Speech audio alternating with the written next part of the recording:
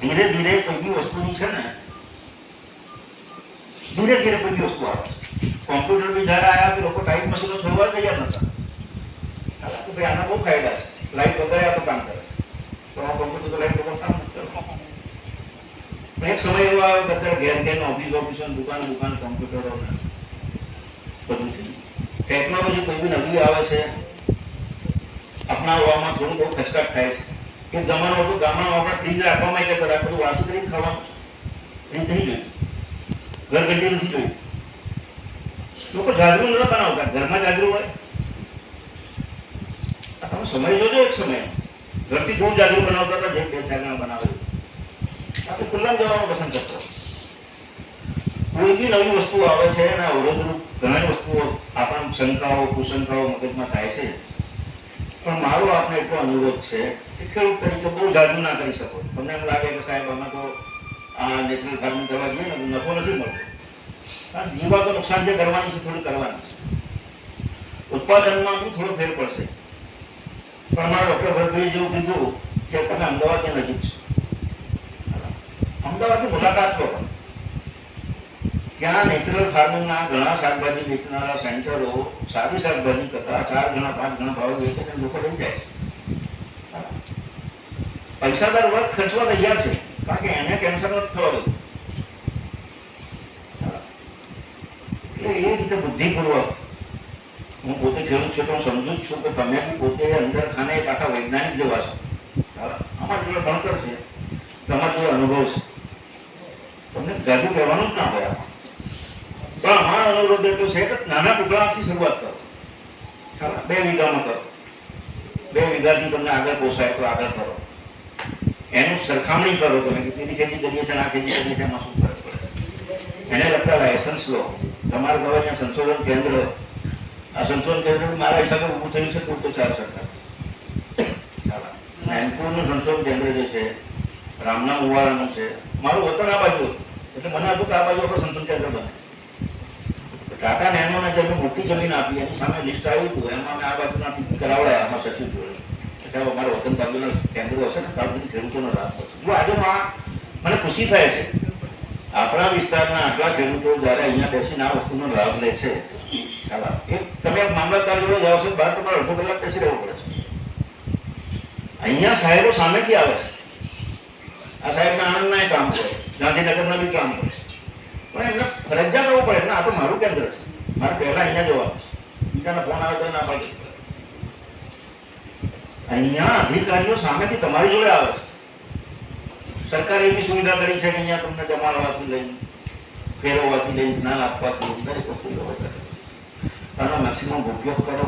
આના લાયસન્સ કઈ રીતે લેવાય છે, આમાં એની પ્રોડક્ટો કઈ રીતે વેચાય છે, આમાં આણંદમાં બી પોતાની રાખી છે.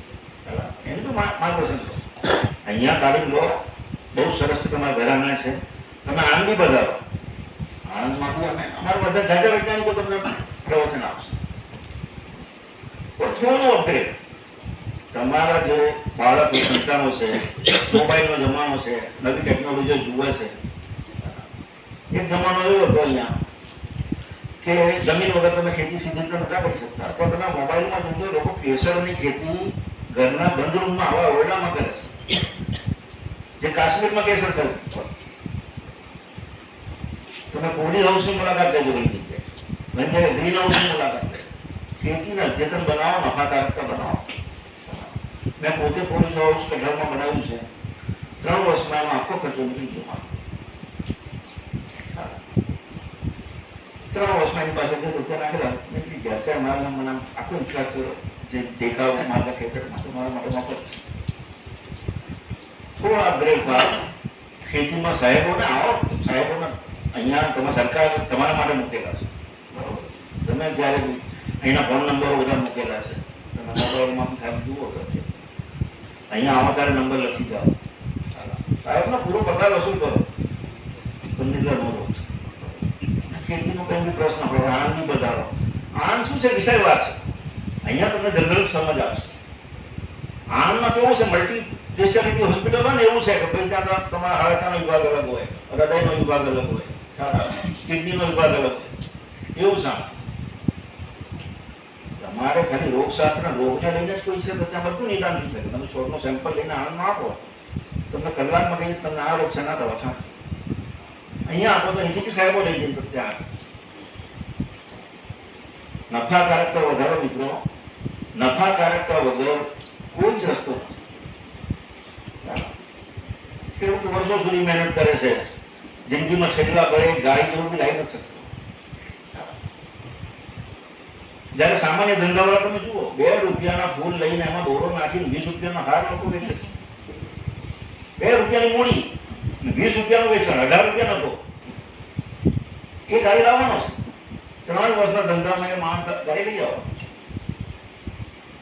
છે. ખાસ તમને રોગ છે કે નફાકારક તો કોઈ બી રસ્તો એવો શોધી કાઢો કે શું છે, સબસિડીઓમાં શું મળે છે, સરકારની યોજનાઓમાં શું મળે છે, વરસાદમાં અમારું ભરાઈ જાય છે તો મારે ગોડાઉન માટે શું કરવું જોઈએ, સરકાર ગોડાઉનની કોઈ યોજના છે કે નહીં. બરાબર સાહેબ, તો ગાંધીનગર સાહેબ, 2 સાહેબો ગાંધીનગરના મૂળના છે, બરોબર છે. એ તમને ત્યાંની માહિતી લઈ નાખશે, ખેતી નિયામકની માહિતી લઈ નાખશે, બાગાયત નિયામકની યોજનાઓ, ફોરેસ્ટ ડિપાર્ટમેન્ટની એજન્સી આપશે. ફાયદો લો, આ કેન્દ્રો તમારા માટે જ છે. ખ્યાલ આવે, કારણ કે શ્રદ્ધાળુ વગરનું મંદિર મંદિર ના હોય, ચોખ્ખી વાત છે. પહેલા શ્રદ્ધાળુ જોઈએ તો મંદિર તો મહત્વ છે, બાકી સામાન્ય બિલ્ડિંગ છે.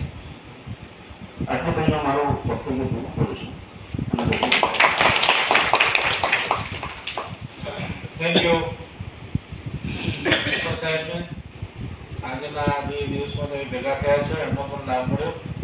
એ પણ મારા મિત્ર છે, ગાંધીનગર રહે છે, એમને પણ આવકારું છું. ઉદયસિંહભાઈ, વરાભાઈ ઠક્કર અને સર્વે ખેડૂત મિત્રો સર્વે અને બહેનોને એ પણ આજના દિવસે હું તમને આ કેન્દ્ર વતીથી સર્વેનું હાર્દિક સ્વાગત કરું છું.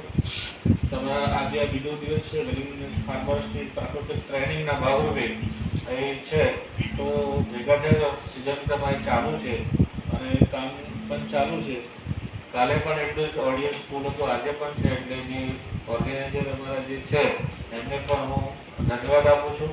હવે વાત એ છે કે પ્રાકૃતિક ખેતી, ભરતની વાત કરી, સાહેબે વાત કરી, તો પ્રાકૃતિક ખેતી પહેલાના સમયમાં પ્રાકૃતિક ખેતી જ હતી, પણ જ્યારે હરિયાળીકરણ થયા એના પછી આ બધી વસ્તુઓ ઊભી થઈ, બરોબર છે. તો એ ખાતરની ભલામણો ખાતર જ હતું નહીં, ખાતર હતું નહીં, દવાઓ હતી નહીં, તો એ બધી નાના નાના મોલેક્યુલ્સ આવ્યા અને એ ભલામણો હતી એનાથી વધારે પ્રમાણ